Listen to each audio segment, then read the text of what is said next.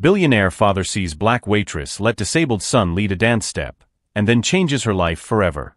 The silence that fell over Kingsley's, Manhattan's most exclusive restaurant, was so thick it seemed to have weight.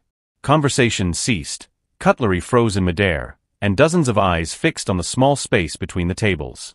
10-year-old Lucas Montgomery was visibly shaking. His legs, trapped in metal braces, wavered as he reached out to Diana Johnson, the restaurant's only black waitress. The live piano had just begun a soft melody, and the boy's impulse to ask someone to dance came without warning.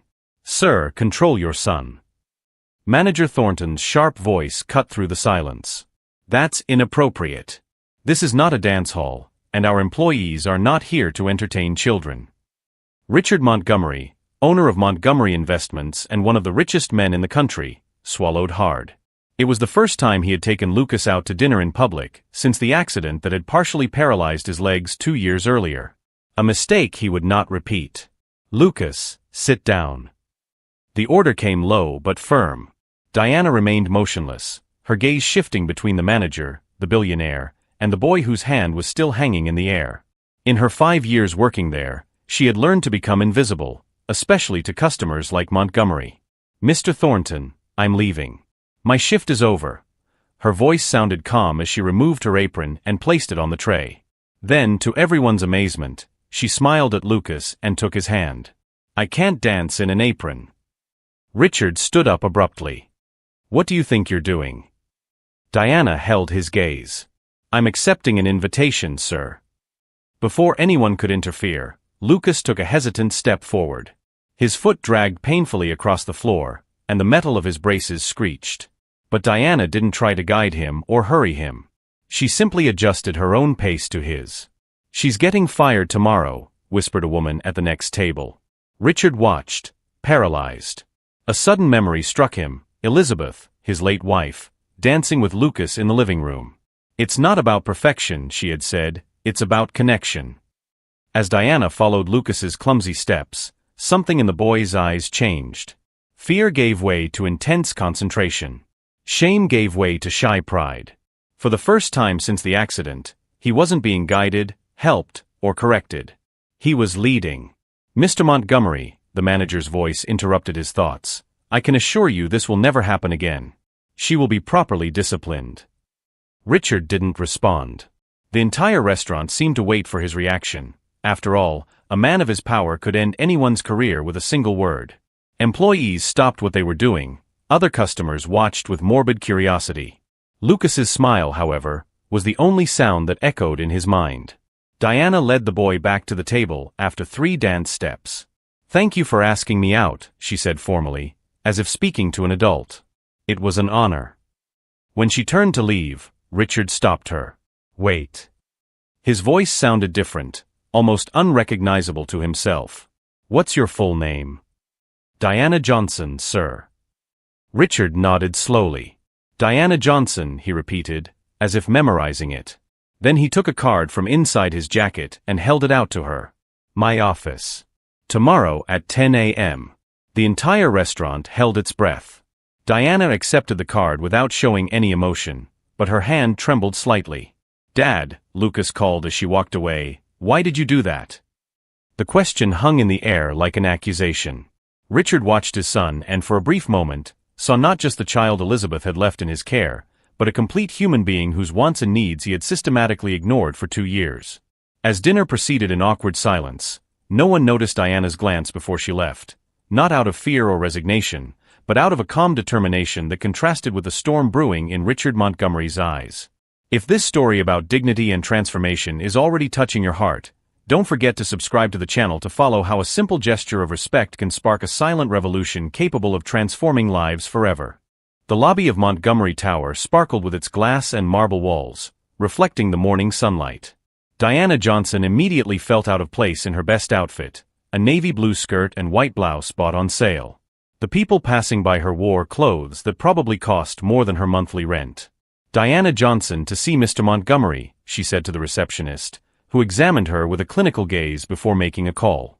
18th floor. "Miss Winters will see you." In the elevator, Diana took a deep breath, clutching her worn purse to her chest. It wasn't fear she felt, It was a quiet determination that came from having faced worse. Much worse. Miss Winters was a woman in her 40s with a sharp gaze and impeccable posture. "Mr. Montgomery is in a conference call. Please follow me." As she walked through the mirrored hallways, Diana felt the curious stares of the employees. A black woman being escorted through the executive offices was a rare enough occurrence to cause speculation. "He had you fired, didn't he?" Winters asked suddenly when they were alone in a waiting room. "It happens. Powerful clients call, and people like you lose their jobs." "People like me?" "You know what I mean." Winters adjusted her glasses. "Employees who don't know their place." Diana smiled, not amused. "And where exactly would that be?" Before Winters could answer, her phone rang. "He'll see you now." Richard Montgomery's office took up half the floor. Through the floor-to-ceiling windows, Manhattan looked like a distant playground. The man stood, gazing out at the city as if it were his personal property. "Mr. Montgomery," Diana greeted him formally. Richard turned, his face a mask of studied control. "Miss Johnson. Thank you for coming." He pointed to a chair. "Please." The silence that followed was calculated, a tactic Diana recognized immediately. It was the kind of silence designed to make nervous people talk too much, incriminate themselves. "Do you have a background?" Richard finally asked. "Excuse me." "Education. College." Diana kept her gaze steady. "Bachelor's degree in child development from NYU. Incomplete master's degree in special education." Something flashed across Richard's face, surprise perhaps. "And you work as a waitress?" "I work 3 jobs, actually. The restaurant, a bookstore on weekends, and as a tutor when I can get students." Richard moved to her table, picking up a folder. "I did some research on you, Miss Johnson. I wanted to understand who the person was who," he hesitated, "danced with my son." He opened the folder, revealing printed photos of a community center. "Freedom Steps. You founded that 6 years ago." Diana sat up straighter in her chair. "I co-founded it. With my sister Zoe. A dance program for children with physical disabilities." Richard leafed through some documents. "Which is now about to close due to lack of funding." Diana showed no surprise. Of course he would find all that out in less than 24 hours. "I didn't come here to ask you for money, Mr. Montgomery." "Then why did you come?" "Because you invited me." Richard laughed softly, a joyless sound. "Fair enough." He stood up again, restless. "I want you to work for me." Diana blinked, genuinely taken aback. "As a waitress in your house." Richard's face hardened. "As a therapeutic companion for Lucas."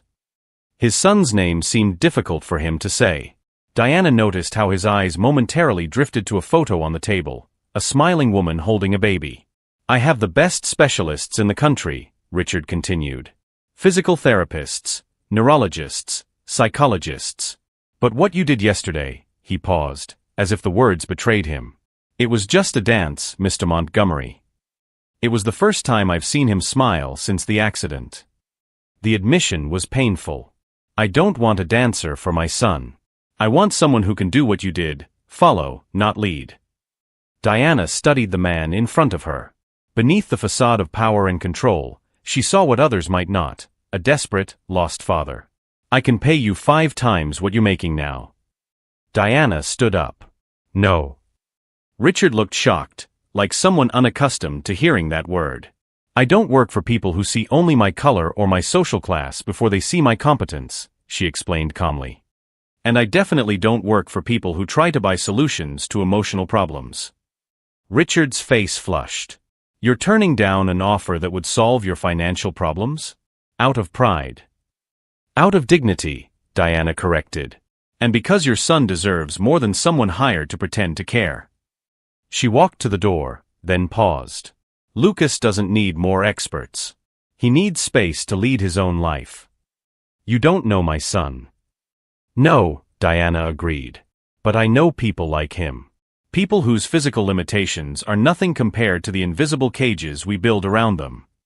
She took a card from her purse and placed it on the table. "Freedom Steps. Classes on Tuesdays and Thursdays, 4 p.m. If you'd like to bring Lucas, the first class is free. As Diana left, she passed Winters, who had obviously been listening behind the door. You just turned down an offer from Richard Montgomery, she whispered incredulously. Are you crazy? Diana smiled. Maybe. But I'd rather be crazy than be property.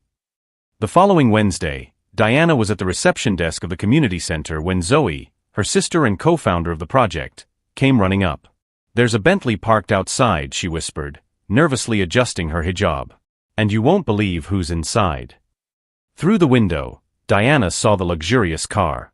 Lucas was in the back seat, looking anxiously out the window. Richard remained in the driver's seat, his hand still on the steering wheel, as if fighting an internal battle. He's not coming in, Zoe predicted. Men like him don't come to places like this. Diana smiled, remembering Lucas's gaze during those brief moments of dancing. Don't underestimate the power of a determined son. As they watched, the car door opened. Lucas got out slowly, adjusting his gadgets. Then, to everyone's surprise, Richard got out too. The billionaire looked out of place in his casual pants and sweater, an obvious attempt to dress less formally, but still screaming privilege. I told you he'd come, Diana murmured, more to herself. Zoe stared at her. What did you do? Diana didn't answer, but her eyes sparkled with a secret that not even her sister fully knew. In her tiny apartment in the Bronx, hidden under her bed, was a notebook filled with notes about children like Lucas, and men like Richard Montgomery. Years of observation, research, and a plan that had begun with a simple acceptance of an invitation to dance. What Richard Montgomery didn't know, what he couldn't imagine in his world of glass towers and endless bank accounts, was that Diana Johnson wasn't just a waitress who had agreed to dance with his son. She was a woman with a mission. And his empire of isolation and privilege was about to face its greatest challenge, the simple truth that some of the greatest lessons in life cannot be bought, they must be lived. Freedom Steps operated out of an old community warehouse. Handmade posters decorated the walls with phrases like your rhythm, your rules, and every move counts. When Richard and Lucas entered, children with various types of mobility devices practiced free movements to the sound of a light beat. Mr. Montgomery. Diana approached, wearing simple clothes with the program logo. Welcome. Lucas watched the children in awe. A girl in a wheelchair spun in precise circles while a boy with a prosthetic leg created a sequence of steps.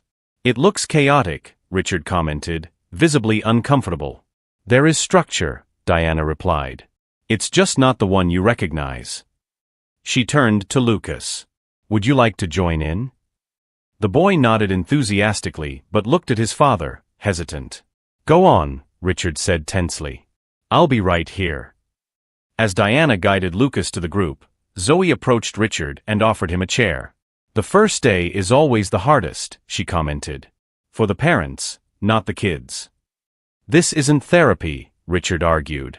I hired the best rehabilitation specialists. And how has that been working for Lucas?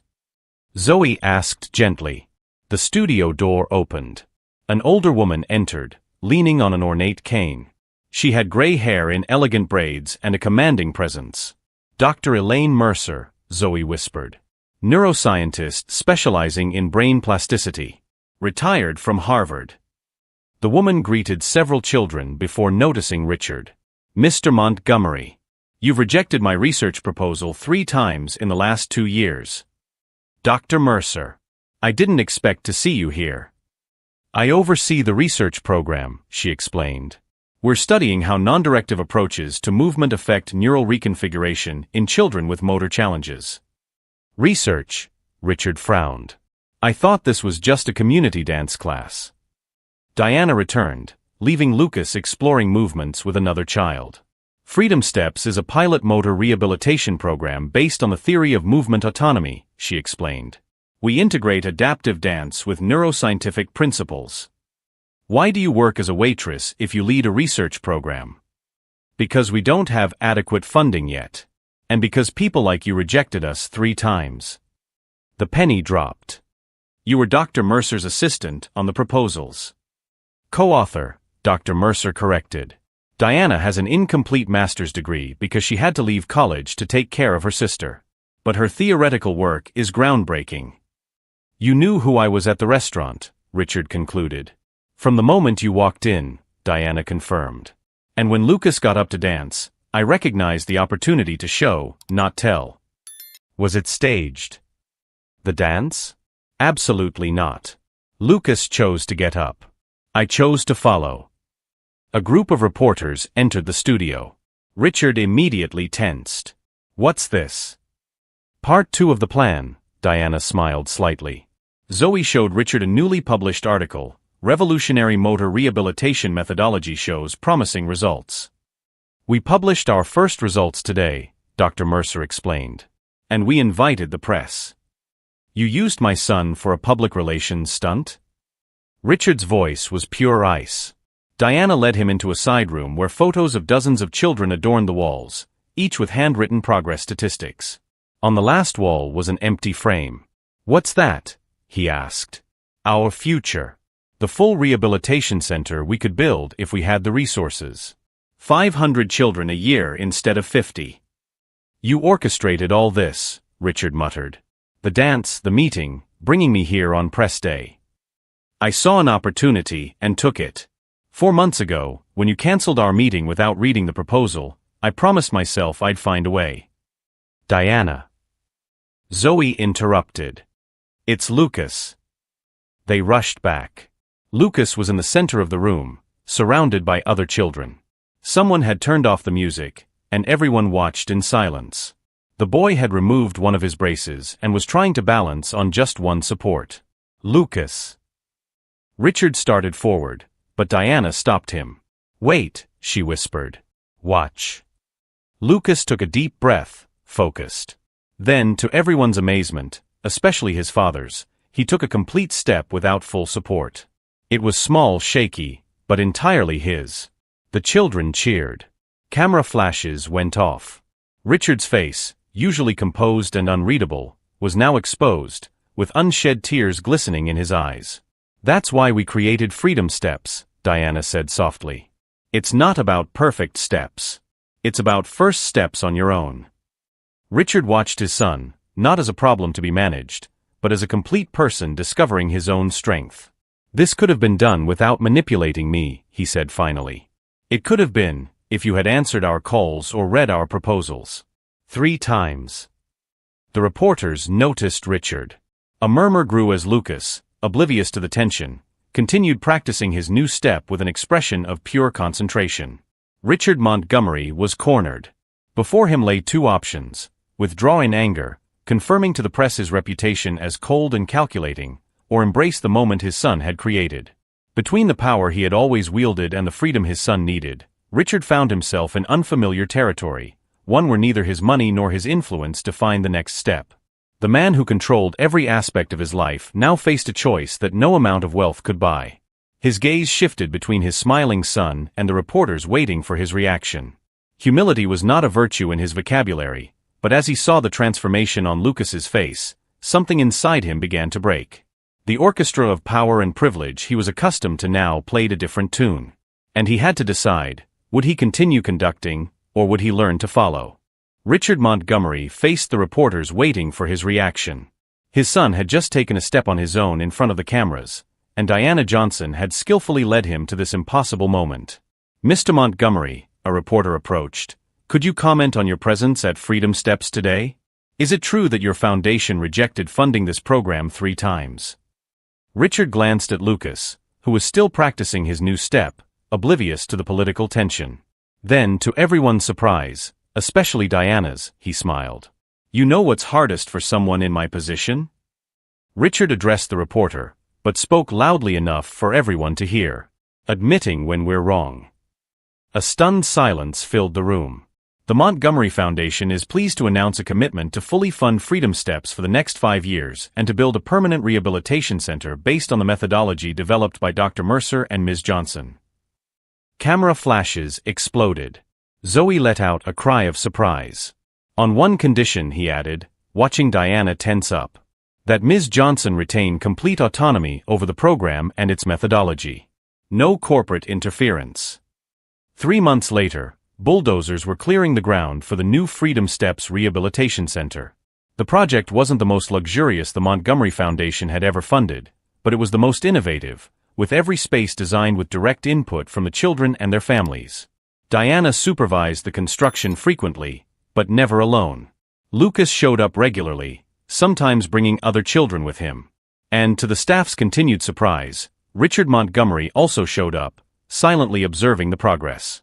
"I never thought you'd actually show up at board meetings," Diana commented one afternoon as they reviewed the plans. "I never thought I'd have to study neuroplasticity at 50, Richard replied, rubbing his tired eyes.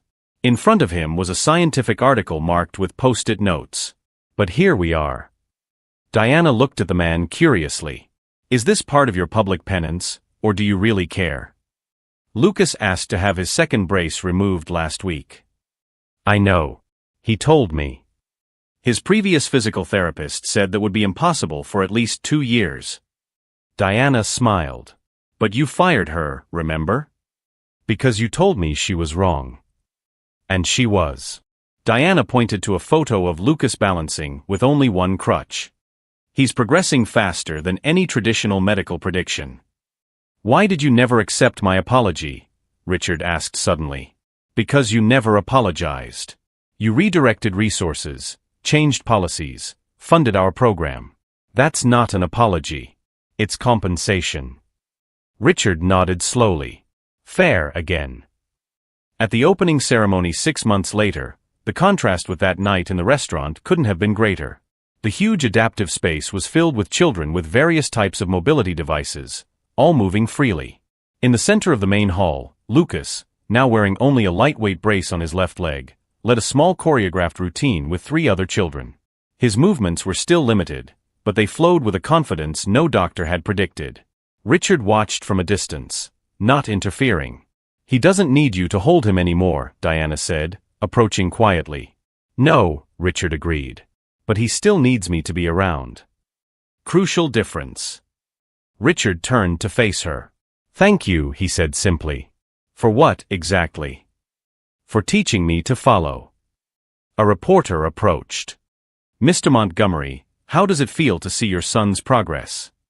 Richard looked at Lucas, who was now helping a younger girl find her balance. "Proud. Not of what he's overcome, but of what he's created for others." "And what's been the biggest lesson you've learned on this journey?" Richard Montgomery, the man who had once been known only for his financial empire, looked directly into the camera. That true leaders aren't those who guide others down the path they believe is right, but those who have the courage to follow when someone shows them a better way. A year later, the Freedom Steps program expanded to 3 new cities. Diana received the Pediatric Rehabilitation Innovation Award, and her methodology began to be implemented in hospitals across the country. Lucas, now using only a light cane on difficult days, enrolled in regular school and became a youth spokesperson for the program, inspiring other children to find their own pace. And Richard learned the hardest and most valuable lesson of all, that true power does not lie in controlling every move, but in knowing when it is time to take a step back and let others lead the way. In a world where powerful people rarely change their perspectives, and where those without power often remain in the shadows, the story of Richard, Diana, and Lucas reminds us that true transformation occurs when we cross the invisible boundaries that separate us. When a billionaire learns from a waitress. When a father follows in his son's footsteps. If this story about how a simple gesture of dignity changed lives forever touched your heart, be sure to subscribe to our channel. Because we believe that the most profound revolutions don't start with grand manifestos or billion-dollar fortunes. They start when someone has the courage to take an authentic first step, and someone else has the wisdom to follow.